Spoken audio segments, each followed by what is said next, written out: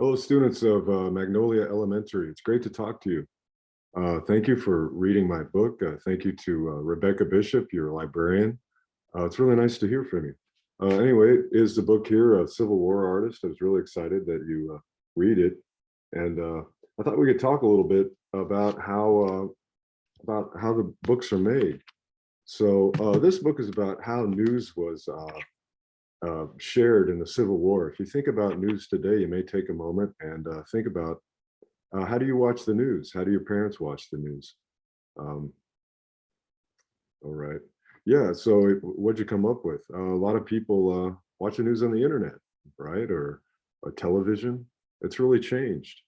Um, you do have some newspapers, but let's talk about a newspaper. So this book's about how the news, it's called Civil War Artists because they needed artists to report the news in the 1860s when the Civil War happened.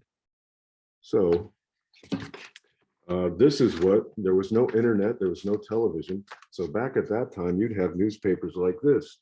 This is an artist named Winslow Homer. He's a great American artist. You can look him up. And this is an image. You can see these Civil War soldiers here in battles holding up the hat. And if you look really close, these little lines in here are actually cut into wood. Those are cut into wood, and then they're printed on ink.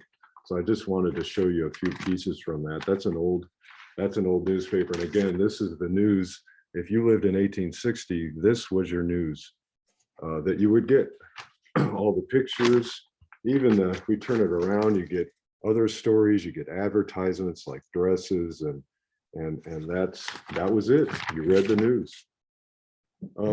Anyway, the news was made from they cut wood engravings. This is called Turkish boxwood. If you maybe you can see, it has really a fine grain. That means the rings, the growth rings, are very close together.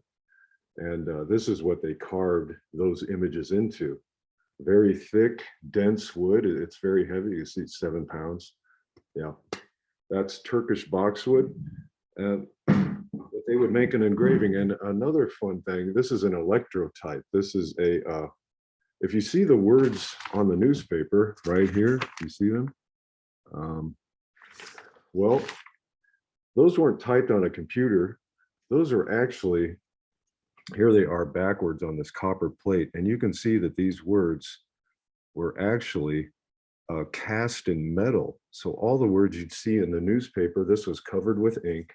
Then this was pressed onto a thick, wet newspaper, and then you would get your words.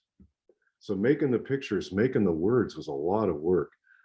This is a process called electrolysis, where you get a thin copper sheet, and then you would fill the back end with lead, and then you'd get something that was strong enough to take a beating on the printing press. So really fascinating technology, really great artists and tradespeople who would make this stuff.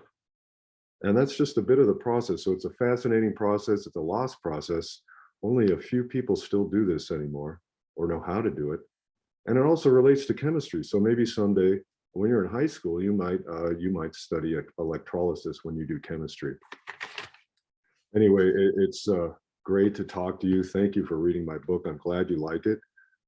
I'd love to, if you have any questions, you could email me your questions.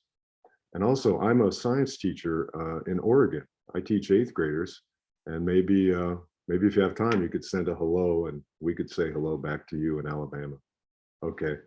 It's great to meet you, and I hope you have a great book day. Bye.